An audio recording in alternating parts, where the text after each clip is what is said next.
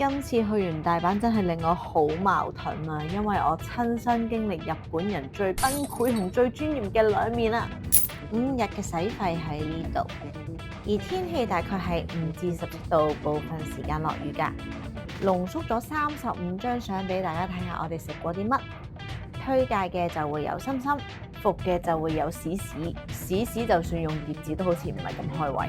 因為我哋搭凌晨機，所以落機就見到有日出啦。不過真係超眼瞓。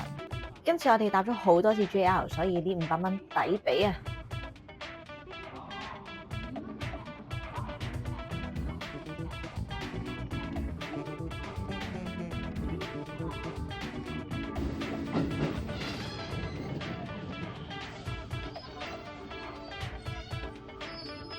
第一站係蘭波。喺個精神狀態唔係咁好嘅情況之下，去咗木津市場食咗1萬 yen 啊，其中有差唔多一半嘅價錢係食百佳質素嘅刺身。不過都有好嘅海膽同埋生果，出奇地好味。喺木津市場出面嘅鋪頭都要排隊，我哋就冇去排隊，直接行入市場買刺身。呢度啲刺身完全冇落 filter， 你見到係超新鮮嘅。而呢度就係我哋後悔買刺身嚟食嘅地方。好在最尾嘅生果檔都驚豔咗我哋，然後經過埋呢個八坂神社就去我哋嘅民宿啦。老實講啦，呢一間 Airbnb 嘅民宿有啲密室逃脫嘅感覺。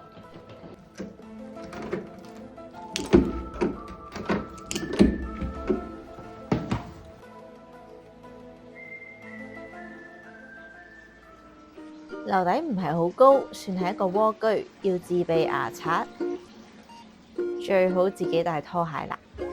麻雀雖小，五臟俱全啊！呢間民宿最少要你 book 2日住宿㗎，距離鐵路大概行7分鐘左右。附近係日本橋，鬧市好多閃卡賣嘅。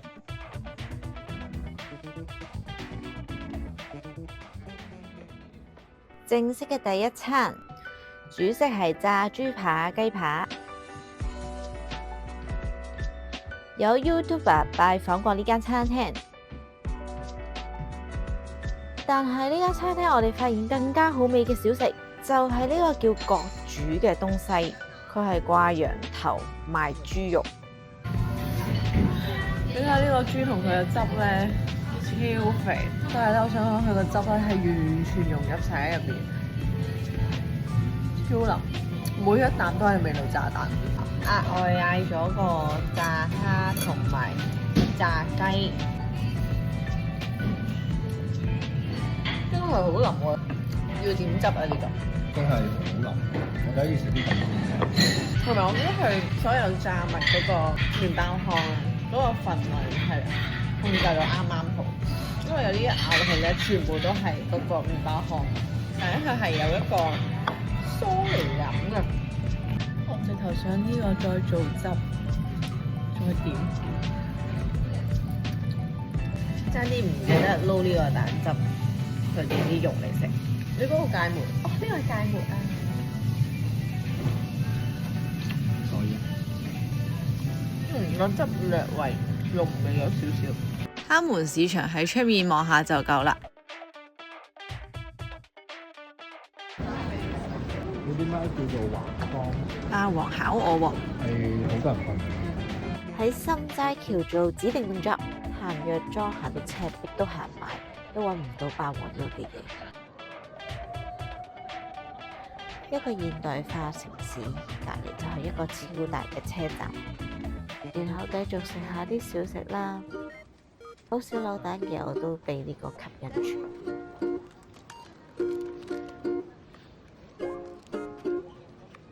呢個係我唯一喺日本扭嘅蛋。哇！佢係咁樣嘅。所以路過娛樂店，路過想食可以食，終於排隊食我哋最鍾意嘅雞白湯拉麵啦！喺等待期間見到郵局又可以寄明信片啦。到我哋叫嘢食啦，揀咗人氣最勁嘅呢2個拉麵。望住師傅同員工製作拉麵嘅過程，都係一種視覺享受。原來雞扒湯拉麵係咁樣變色嘅，佢終於由黃色變成白色啦！終於俾我捕捉到老細呢個鏡頭。其實一碗拉麵嘅擺盤都好緊要，我都覺得自己好適合做一啲擺盤嘅位置。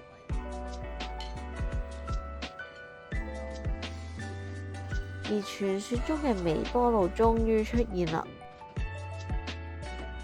呢對肉令我諗起健身食嘅雞胸肉。我揀咗呢個係鎮店第3名，個湯係濃啲嘅，但係唔會濃到覺得好入唔到口啊。星期一係休假嘅，今日係星期一。呢個係咩啊？呢條友真係黐線嘅，基本上2個蛋糕都係佢拍晒，又可以寄明信片啦。呢度係美國村嘅山角公園，時不時都會有人喺度表演嘅。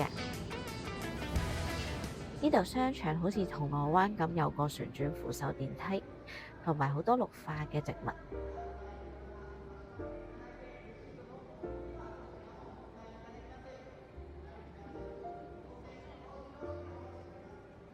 呢度唔知咩事，亦勁多人排隊，好似等緊個明星。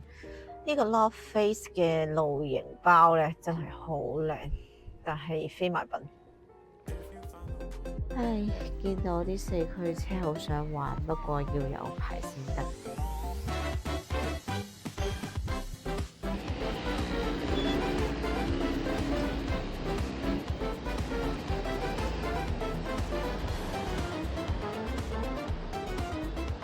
玩完布哩哩之後咧，有啲攰，入嚟呢間咖喱屋。訓練男朋友幫手製作拍片嘅過程。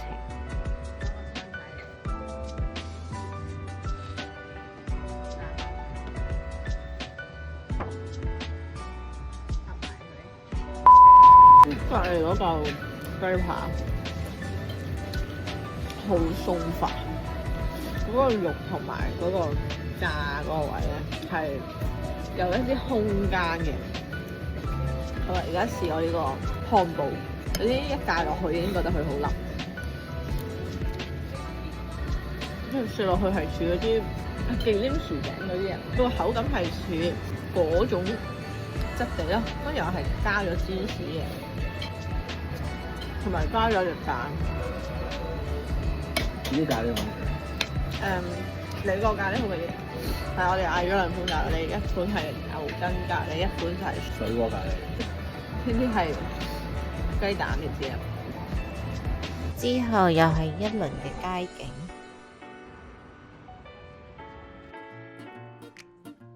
然後呢個站好得意㗎，全部都係動物嘅圖案，好似叫動物前站。動物園嘅。之後又係商圈，有好多得意嘅裝置藝術。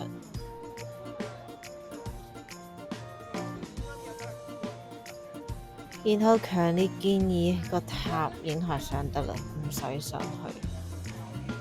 呢度用6秒快速飛過成個過程，上去影張相就落返嚟。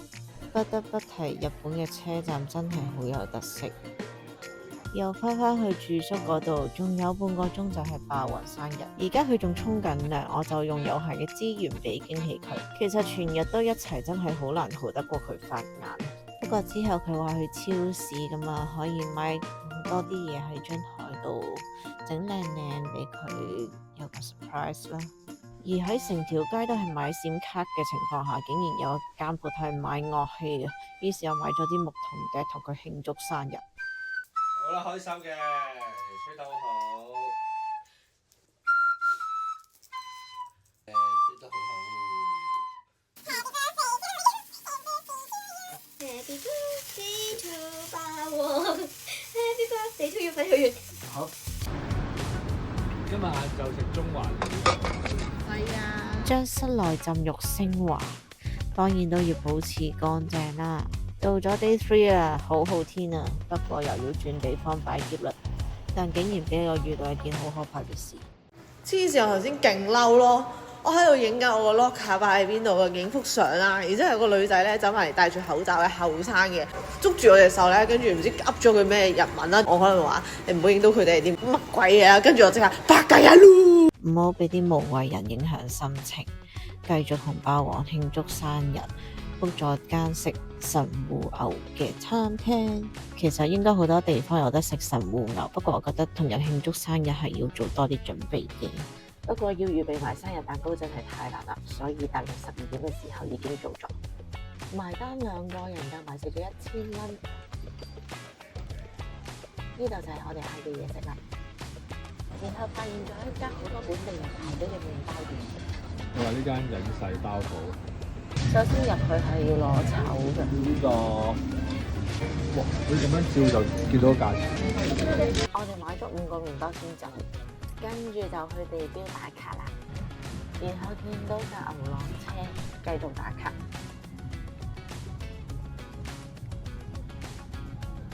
回程發覺仲有個地方自己想去，呢度似唔似英國街頭呢？不過呢度你要有美甲證書先可以入去嘅喎。完晒今日嘅旅程，我哋終於可以去最期待嘅溫泉旅館啦！我哋住嘅龍泉閣要行12分鐘山路啊，真係辛苦晒霸王，終於都到啦！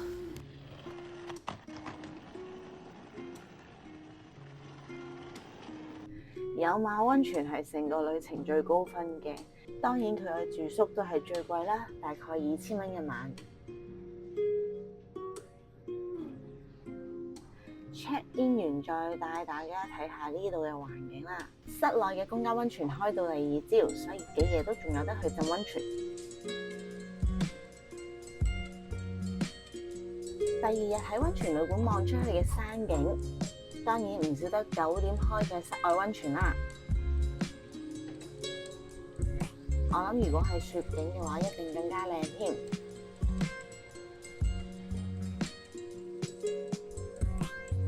呢度係其他嘅室內設施，不過我未有時間去用個泳池。繼續帶大家睇下呢度嘅地方，連室外嘅私人浸浴都未有時間浸啦。不過我俾我玩到一個角落玩。首先我發現成塊指甲咁大嘅螞蟻，然後就喺度飛嚟飛去啦。話說其實呢套浴衣都幾靚。好啦，翻嚟我哋間房，自己房有得浸浴係基本啦，榻榻米亦都係基本啦。然後就係一個日和風可以轉色嘅燈，仲有呢啲好想篤穿佢嘅牆紙啊！而室內一樣可以睇到風景，仲有呢個裝 B 嘅日本菜。距離便利店都係7分鐘嘅路程。第2日就喺有馬山頭行個8甲轉，跟住呢幾樣嘢食咧，我哋都推介嘅，包括呢個叫 Crow Crab 豆乳雪糕啦，仲有栗子，時不時都見戀愛運程嘅小玩意，繼續帶大家遊歷有馬山頭。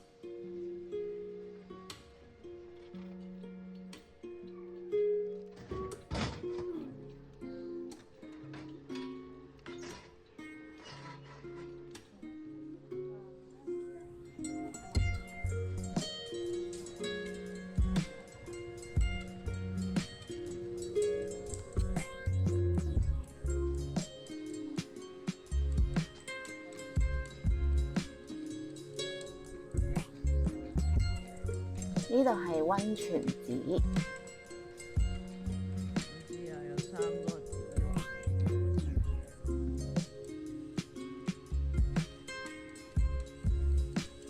既然呢度咁出名溫泉，都介紹下呢個源泉抽水設備。而有馬溫泉最特別嘅就係因為佢有金泉同埋銀泉，兩者嘅比較喺呢度。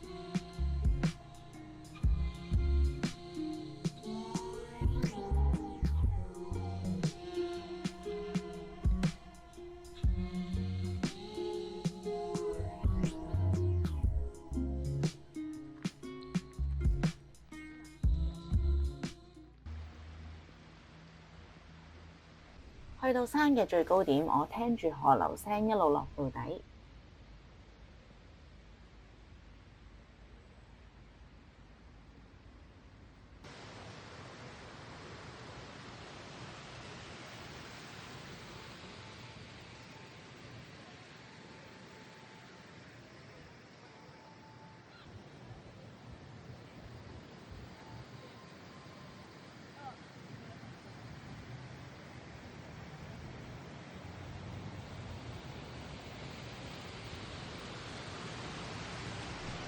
當我見到呢度咁靚嘅時候，我已經二話不說地衝咗落橋啦。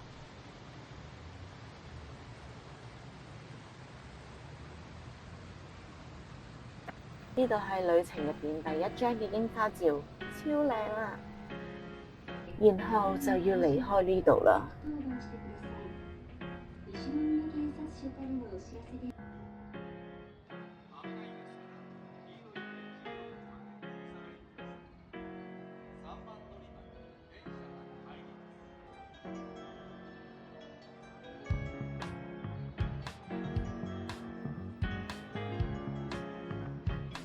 我哋係上咗3點55分開出嘅列車，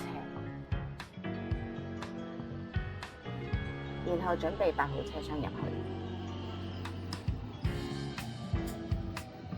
咁就用咗 JR 線出發去京都啦。點解今次我咁巨細無遺分享行程嘅資料？因為有人個銀包唔見咗。其實喺離開溫泉旅館嘅時候，我都留低咗個電話喺架接駁巴士度，不過揾得返。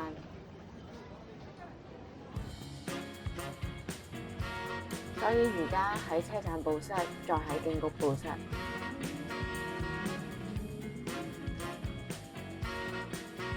所以點解今日叫失魂日呢？最後可以做嘅都做晒，的確係影響心情，但都要醫下個肚。而我都知道佢而家心情唔係咁好，所以聽晒佢話先。呢個拉麵小路全程係食拉麵嘅，咁所以我哋好明顯就係去食拉麵啦。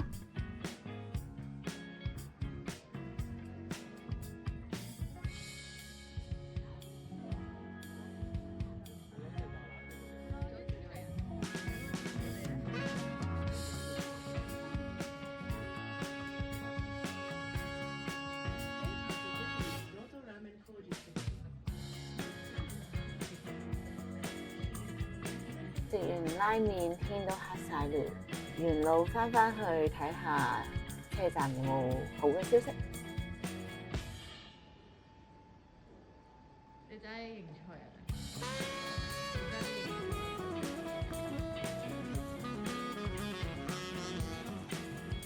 佢心情的確係唔好，平時佢一定會駁返我轉頭。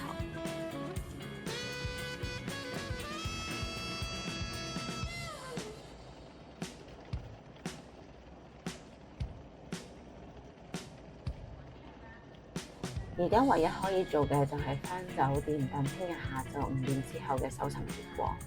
為咗調整自己心態，喺浸浴嘅時間，我都拍咗4條難嘅 IQ 題，氹自己開心。一定要追蹤住啲水，呢個傻佬嚟㗎，真係青山走反。話說我哋買飛之後，霸王飲水仲俾支水我飲，我心諗佢幾時買支水呢？於是我醒起我哋買飛嗰個位有人留低咗支水，即係話佢攞咗人哋支水，然後俾我哋飲，我仲飲咗一啖。見到好啦，而家就開始和服嘅行程。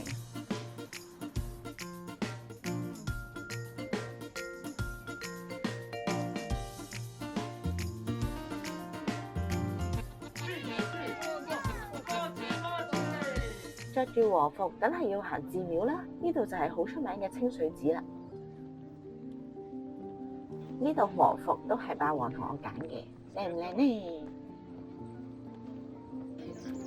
有位啊？呢座，因為呢個開得最靚。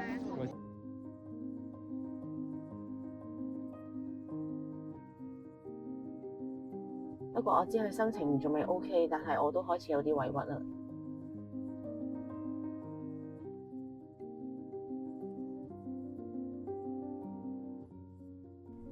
喺寺入面，我哋都有買到魚手，然後佢心情好似開始好返啲啲，開始講嘢啦。行過去睇下座山。零零舍舍開出咗。咁過咗1-2個月呢兩度。係，我哋而家呢個時間佢係啱啱開始有咯。我上網睇過。呢度係買線入去睇下你睇下。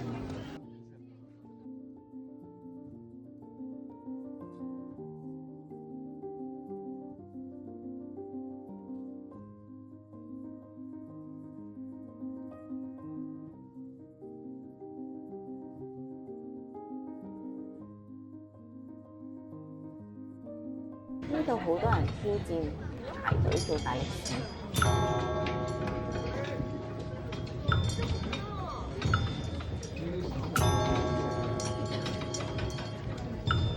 應該係。意思，祈下福。聽聞我次序調轉咗，不過由佢啦。開始啦嘛。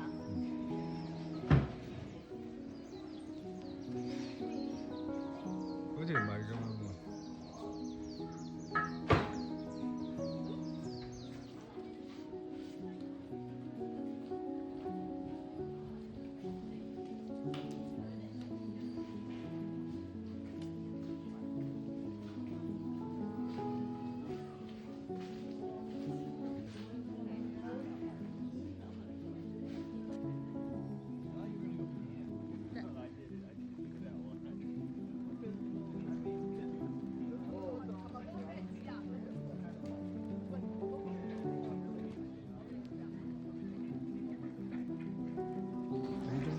落咁大嘅。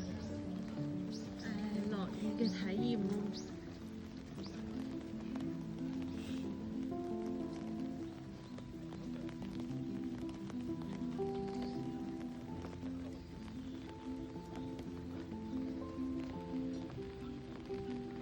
如果冇落雨，係唔會一個一個圈圈。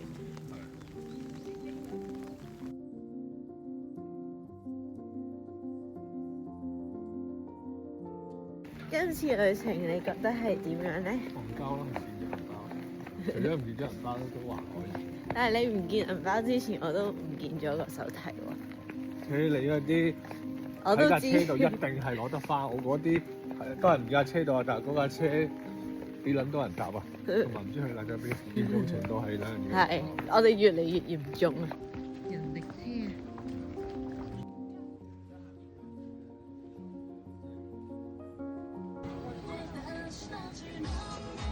呢個係我哋 Day 5嘅第一樣嘢食。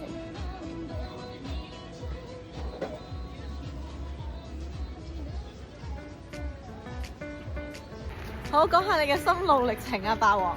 日本加晒分。點解啊？屌你晒香港，你今日唔見銀包，仲要咁多個站，你聽日揾得翻，嘥鳩氣啦！你唔見咗乜嘢銀包啊？見咗嗰個靚銀包，點靚法啊？後包親手做嘅銀包，其實唔見咗都冇所謂嘅。係咩？係咩？你估下個 cash 會唔會仲喺裏我面？估唔係。嗱，以香港人嘅性格咧，我肯還俾你咧，已經多謝你啦，所以一定唔會。咁如果個 cash 仲喺入邊，你會唔會分一半錢俾我？銀包攞得翻啦，去簽翻啲文件啦。JR 列車去關西空港，係咪錢都喺度啊3萬啫。拎翻銀包係第一個興奮，拎翻銀包仲要趕得切搭車係第二個興奮，拎翻銀包仲要趕得切搭飛機係第三個興奮。雖然旅遊保大概可以 cover 翻因為事件問題趕唔切飛機之後嘅使費，但當然多一事不如少一事啦。或者喺平行時空嘅我哋已經有新嘅發展。今次嘅大阪旅程的確有啲辛苦，一嚟我哋有各自唔見嘢啦，雖然揾得翻都影響心情嘅，而且5日轉3間住宿其實都攰㗎。準時7點到達關西機場啊！我哋要衝去 T2 啦！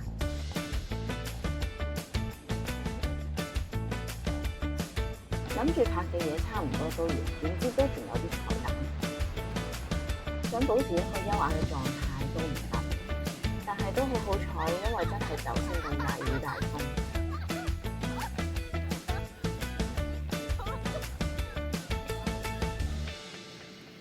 好啦，望到中文字你就知道我已經返到香港啦，平安着陸。行程其他細節可以隨便發問 Ferry